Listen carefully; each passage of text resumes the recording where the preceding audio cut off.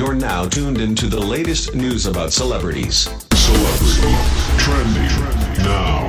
Here's what's trending. CBS News political director John Dickerson is here, along with CBS News contributor and Wall Street Journal columnist Peggy Noonan. Good morning.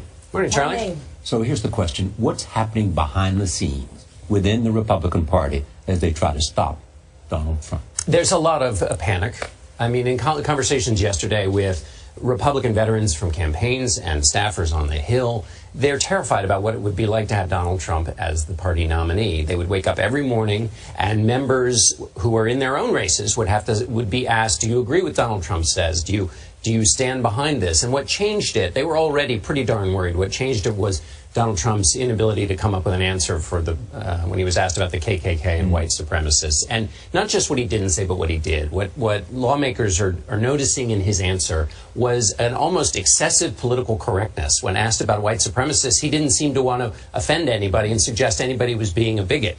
That's what shocks the lawmakers, was that he has this unpredictable instinct. Does it go so far as to look for another candidate? Yes, the problem is they can look and look and look, and they can't find one. The only two options really are trying to beat him at the convention, and that would only work if he didn't get the right number of delegates. And then the other thing people are talking about is launching a third-party candidate. If Trump is the Republican nominee, running a third-party candidate and giving conservatives a candidate to back that wasn't the Republican nominee. Peggy, even before the polls open today on Super Tuesday, 40% of the vote has been cast in early absentee balloting. Yes. Are these attacks by Trump, by Cruz, too little, too late? The attacks by Trump and Cruz and Rubio. Cruz and Rubio against Trump. Oh, you know, the Republican consultant class and the Republican Party decided 9 and 6 and even 3 months ago this whole thing is going to go away. We don't have to take it on. We don't have to attack. When they finally realized, oh my God, Trump and Trumpism are real, he could win, they suddenly thought they had to adopt his style and go aggressive and be tough and pugilistic. My sense of it is it doesn't make anybody look better.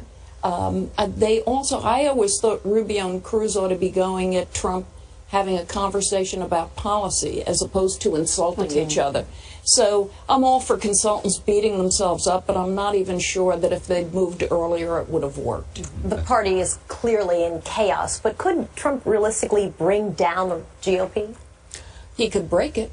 You know, he could break it. Imagine what would happen if he racks up a heck of a lot of delegates, they get to the convention, it looks like Trump has won or is about to win, and the party machinery kind of finagles it away from him. Trump supporters would bolt the Republican Party. At the same time, if Trump waltzes to the nomination, wins, is crowned at the convention, there is a major sliver, maybe not just a sliver at the top of the party, that will start a Republican Party in exile, or you can quite imagine that happening. And so we're seeing something big. And given that, if Trump has a great night, as is projected tonight, and Hillary Clinton does as well, does this increase the chances that we will see Mike Bloomberg enter the race, that we will see another Republican, whether it's Mitt Romney or someone else, enter on another third-party ticket? I think the second option is more likely, that the people I'm talking to are trying to find a way to stop Trump, are talking about running a third-party Republican. Someone like Mitt Romney. Somebody like Mitt Romney, or somebody mentioned Paul Ryan. He seems to be the default choice in Republican politics. If you've got a problem, go to Ryan and get him to solve it. Is it possible Donald Trump has appealed to Reagan Democrats? Well, the Reagan Democrats who are now firmly in the Republican Party, he does. I mean, but we'll learn that tonight from the Massachusetts results, right? Well, maybe. It depends. In Massachusetts, you have to be a Republican already. I mean, Reagan picked up Democrats in Texas in 1976 against Ford. That was where it all started. And these were people who had been Democrats their whole life and who were jumping over. I think there are some people who were Democrats. Kind of a populist. Who, yeah, We're particularly going to know something, I beg your pardon, we're going to know something about the answer to that question from turnout.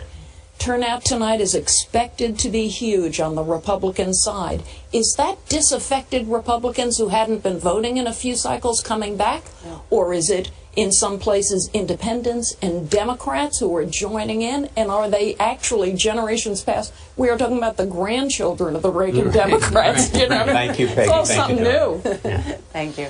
Nora and I will join our entire political team to bring you Super Tuesday results tonight in a primetime. Special coverage begins at 9 Central here on CBS. And our digital network, CBSN, will have continuous Super Tuesday coverage throughout the day. You can tune in on your Roku, Apple TV, Amazon Fire TV, and other supported devices. I wish I had all those TVs. I How do you confess get I those? do. How do I get all those?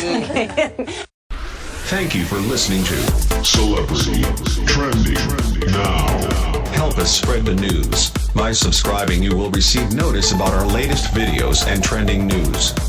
Please subscribe and stay tuned.